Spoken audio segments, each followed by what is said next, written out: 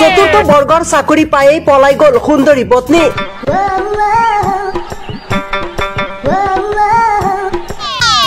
উত্তৰ প্ৰদেশৰ ঘটনাৰ পুনৰাবৃত্তি এইবাৰ অসমত। চাকৰি লাভ কৰিয়ে পাহৰি গ'ল নিজ স্বামীক। হয়, আকৌ এক পৰকীয়া প্ৰেমৰ ঘটনাই এটি সুখৰ সংসাৰ থান-বান কৰাৰ অভিযোগ খোদ স্বামীৰ।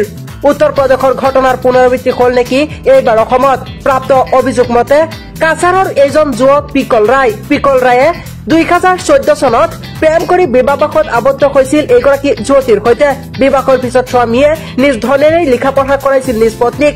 তাৰ মাজতেই বিবাহৰ 2 বছৰ পিছতেই এটি পুত্ৰ সন্তানৰ জন্ম হয়। পিছে পিকল ৰায় কৰ্মৰ সন্ধানত আছিল বেংগালুৰুত। পত্নী অসম চৰকাৰৰ চতুৰ্থ বৰ্গৰ চাকৰি পোৱাৰ পিছতে আৰম্ভ হ'ল লেঠা।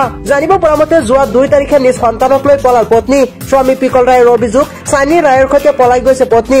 সন্তান আৰু পত্নীক বিচাৰি এইবাৰ হাহাকাৰ হৈ পৰিছে নিজ স্বামী। উপায়ন্তৰ হৈ স্বামীয়ে সংবাদ মাধ্যমৰ কাষ চাপিছে, যাৰ ফলত নিজ সন্তান আৰু স্বামীক পুনৰাই বিচাৰিছে পিকল ৰায়ে। আমার বউ 2014 আমি বিয়া করছি, কোর্ট ম্যারেজ করছি শিলচর PWD ডিপার্টমেন্ট। ছেলের নাম প্রিয়াংশু রায়। তাহলে নিয়ে স্কুলের কথা কইয়া লইয়া গেছে।